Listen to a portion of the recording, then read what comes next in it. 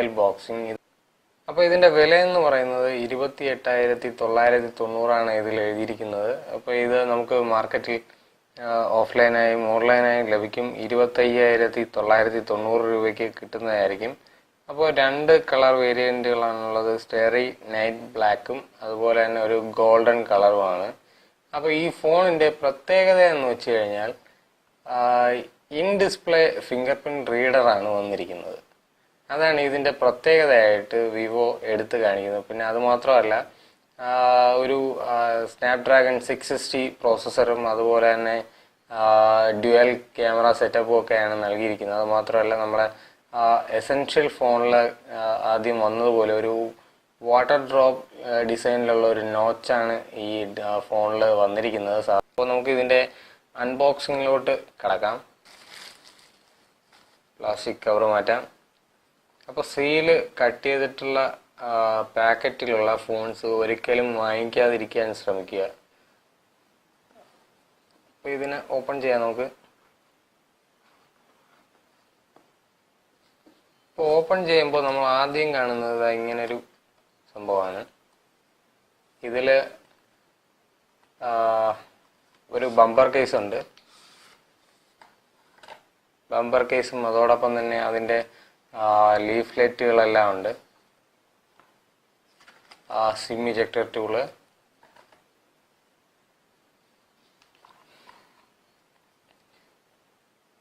ഇതിൻ്റെ sir value എന്ന് പറയുന്നത് ഇവിടെ കൊടുത്തിട്ടുണ്ട്. ആവശ്യമുള്ളവർക്ക് അത് നോക്കി മനസ്സിലാക്കാവുന്നേ ഉള്ളൂ.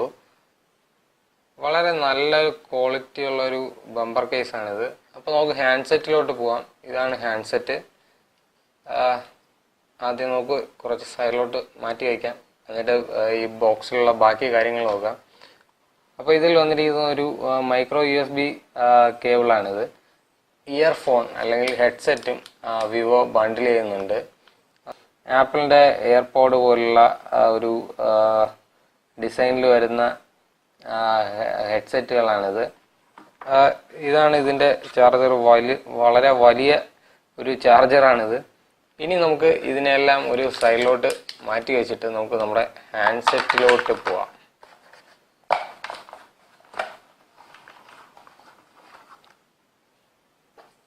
പ്ലാസ്റ്റിക് റാപ്പറിനെ നമുക്ക് മാറ്റാം.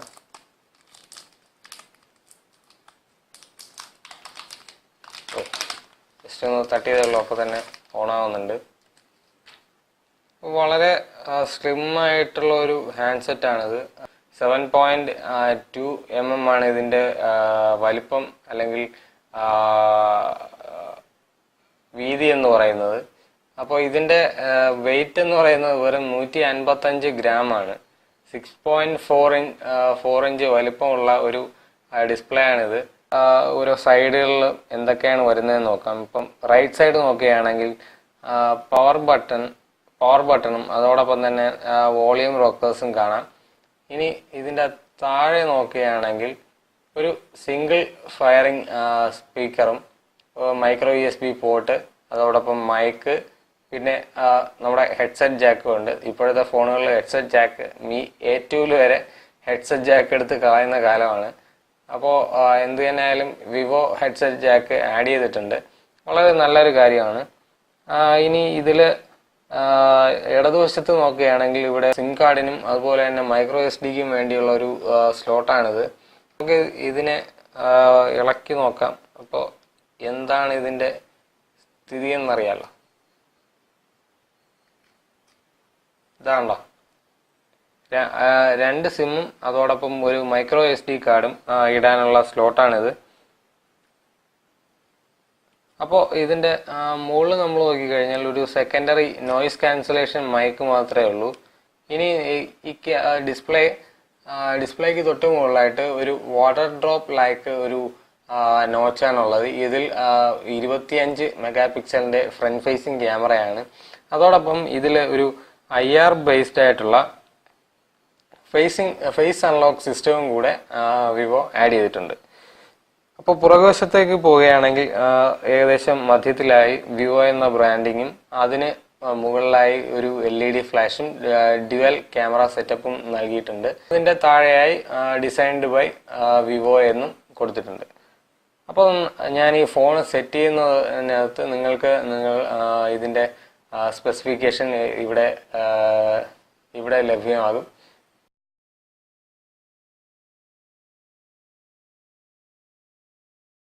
ഞാനെൻ്റെ വൈഫൈയിലോട്ട് കണക്ട് ചെയ്തപ്പോൾ അതിങ്ങനെ ഒരുപാട് അപ്ഡേറ്റ്സ് വരുന്നുണ്ട്. ഇതാണ്ടോ Funtouch OS ആണ്. ഇത് ആൻഡ്രോയിഡ് വെർഷൻ എന്ന് പറയുന്നത് 8.1 ആണ്. ഭാവിയിൽ ഇത് ആൻഡ്രോയിഡ് പൈ, അതായത് ആൻഡ്രോയിഡ് 9 അപ്ഡേറ്റ് ചെയ്യുമെന്ന് വിവോ അറിയിച്ചിട്ടുണ്ട്.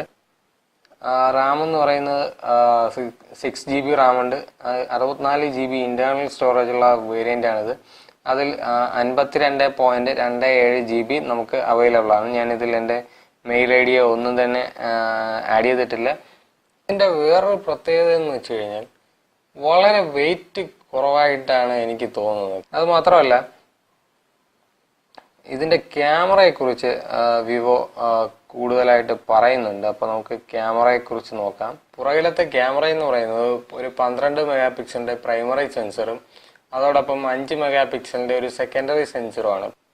പ്രൈമറി സെൻസർ ഒരു f1.8ഉം അതുപോലെ തന്നെ സെക്കൻഡറി സെൻസർ എന്ന് പറയുന്നത് ഒരു f2.4 സെൻസറുമാണ്. ഫ്രണ്ട് ഫേസിംഗ് ക്യാമറ എന്ന് പറയുന്നത് ഒരു 25 മെഗാപിക്സലിൻ്റെ ഒരു സിംഗിൾ ക്യാമറയാണ്. അപ്പോൾ നമുക്ക് ഈ ക്യാമറ ഒന്ന് ചെക്ക് ചെയ്ത് നോക്കാം. വളരെ പെട്ടെന്ന് തന്നെ വരുന്ന ഒരു ക്യാമറയാണിത്. കാര്യം എന്ന് വെച്ച് കഴിഞ്ഞാൽ ഇപ്പോൾ നോക്കുക, ക്യാമറ കൊടുത്തു, ഇതാ വന്നു. അപ്പോൾ നമുക്കിത് ഒരു ഫോട്ടോ എടുക്കാം. ഒരു ലാഗിനെസ്സും ഇല്ലാതെ വളരെ പെട്ടെന്ന് തന്നെ വന്നൊരു ഫോട്ടോയാണിത്. കണ്ടോ? സൂം ചെയ്യുമ്പോൾ തന്നെ വളരെ ഡിസ്റ്റോർഷൻ ഒന്നും ഇല്ലാതെ നല്ല രീതിക്ക് തന്നെ ഈ ഫോട്ടോ കിട്ടുന്നുണ്ട്. വീഡിയോ എന്ന് പറയുന്നത് ഒരു 1080p വരെ ആയിരുന്നു ആദ്യം നമ്മൾ ഈ ഒരു ഫോൺ മാർക്കറ്റിൽ ഇറങ്ങിയപ്പോൾ 1080p വരെ ആയിരുന്നു ഇതിൻ്റെ റെക്കോർഡിങ്. ഇപ്പോൾ പുതിയ അപ്ഡേറ്റ് വഴി 4K at 30 FPS വരെ നമുക്ക് ഇത് വീഡിയോ റെക്കോർഡ് ചെയ്യാൻ സാധിക്കും. അപ്പോൾ നമുക്ക് ഇതിൻ്റെ ഫ്രണ്ട് ഫേസിങ് ക്യാമറ നോക്കാം. ഹലോ, ഇത് കണ്ടോ? ഓട്ടോമാറ്റിക്കലി ബാക്ക് ലൈറ്റ് HDR എന്ന് പറയുന്ന ഒരു സംഭവത്തിലോട്ട് വന്നിട്ടുണ്ട്. എൻ്റെ ഫേസൊക്കെ വളരെ നല്ല രീതിക്ക് തന്നെ കാണാൻ പറ്റുന്നുണ്ട്. അതായത് നമുക്ക് ബ്രൈറ്റ്നെസ് ഇവിടെ തന്നെ കൂട്ടുകയും കുറയ്ക്കുകയൊക്കെ ചെയ്യാം.